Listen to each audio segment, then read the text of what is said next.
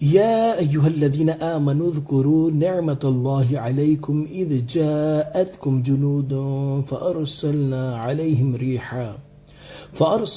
عليهم ريحا وجنودا لم تروها۔ ترجمہ کنز عرفان: اے ایمان والو، اللہ کا احسان اپنے اوپر یاد کرو، جب تم پر کچھ لشکر آئے تو ہم نے ان پر آندھی اور وہ لشکر بھیجے جو تمہیں نظر نہ آئے۔ وَكَانَ اللَّهُ بِمَا تَعْمَلُونَ بَصِيرًا، اور اللہ تمہارے کاموں کو دیکھ رہا ہے۔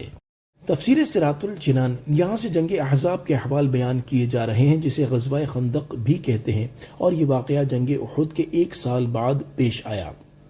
اس کا سبب یہ ہوا کہ جب بنی نذیر کے یہودیوں کو جلا وطن کیا گیا تو ان کے سربراہ مکہ مکرمہ میں قریش کے پاس پہنچے اور انہیں سرکار دو عالم صلی اللہ تعالی علیہ وسلم کے ساتھ جنگ کرنے کی ترغیب دلائی اور وعدہ کیا کہ ہم تمہارا ساتھ دیں گے یہاں تک کہ مسلمان نیست و نابود ہو جائیں۔ ابو سفیان نے اس تحریک کی بہت قدر کی اور کہا کہ ہمیں دنیا میں وہ سب سے پیارا ہے جو محمد صلی اللہ علیہ وسلم کی دشمنی میں ہمارا ساتھ دے۔ پھر قریش نے ان یہودیوں سے کہا کہ تم پہلی کتاب والے ہو، ہمیں بتاؤ کہ ہم حق پر ہیں یا محمد؟ یہودیوں نے کہا تم ہی حق پر ہو۔ اس پر کفار قریش خوش ہوئے۔ پھر وہ یہودی دیگر قبائل میں گئے، وہاں بھی یہی تحریک چلائی اور اس طرح بہت سارے لوگوں کو مسلمانوں کے خلاف تیار کیا۔ کچھ لوگوں نے آ کر نبی کریم صلی اللہ علیہ وسلم کو کفار کی ان زبردست تیاریوں کی اطلاع دی۔ یہ اطلاع پاتے ہی حضور اکرم صلی اللہ علیہ وسلم نے حضرت سلمان فارسی رضی اللہ تعالیٰ عنہ کے مشورے سے خندق کھدوانی شروع کر دی۔ اس خندق میں مسلمانوں کے ساتھ رسول کریم صلی اللہ علیہ وسلم نے خود بھی کام کیا۔ مسلمان خندق تیار کر کے فارغ ہوئے ہی تھے کہ مشرکین 12,000 افراد کا بڑا لشکر لے کر ان پر ٹوٹ پڑے اور مدینہ طیبہ کا محاصرہ کر لیا۔ خندق مسلمانوں کے اور ان کے درمیان حائل تھی اور اسے دیکھ کر سب کفار حیران ہوئے اور کہنے لگے کہ یہ ایسی تدبیر ہے جس سے عرب لوگ اب تک واقف نہ تھے۔ اب انہوں نے مسلمانوں پر تیر اندازی شروع کر دی۔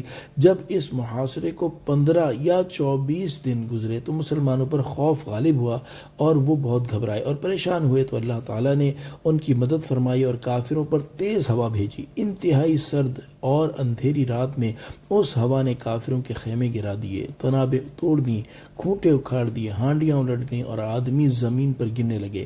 اور اللہ تعالیٰ نے فرشتے بھیج دیے جنہوں نے کفار کو لرزا دیا اور ان کے دلوں میں دہشت ڈال دی، مگر اس جنگ میں فرشتوں نے لڑائی نہیں کی۔ پھر رسول کریم صلی اللہ علیہ وسلم نے حضرت حذیفہ بن یمان رضی اللہ عنہ کو خبر لینے کے لیے بھیجا۔ اس وقت انتہائی سخت سردی تھی اور یہ ہتھیار لگا کر روانہ ہوئے۔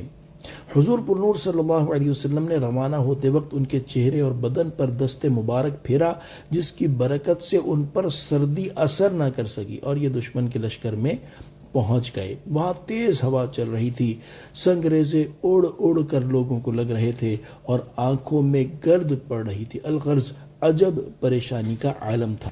ابو سفیان نے کہا اے گروہ قریش، تم یہاں نہیں ٹھہر سکتے، گھوڑے اور اونٹ ہلاک ہو چکے ہیں اور ہوا نے جو حال کیا ہے وہ تم دیکھ ہی رہے ہو، بس اب یہاں سے کوچ کر دو اور میں کوچ کر رہا ہوں۔ ابو سفیان یہ کہہ کر اپنی اونٹنی پر سوار ہو گئے اور لشکر میں کوچ کوچ کا شور مچ گیا۔ کافروں پر جو ہوا آئی وہ ہر چیز کو الٹ رہی تھی، مگر یہ ہوا اس لشکر سے باہر نہ تھی۔ اب یہ لشکر بھاگ نکلا اور سامان کا سواریوں پر لاد کر لے جانا اس کے لیے دشوار ہو گیا، اس لیے کثیر سامان وہیں چھوڑ گیا۔ صلو علی الحبیب صلی اللہ تعالی علی محمد صلی اللہ تعالی علیہ وآلہ وسلم۔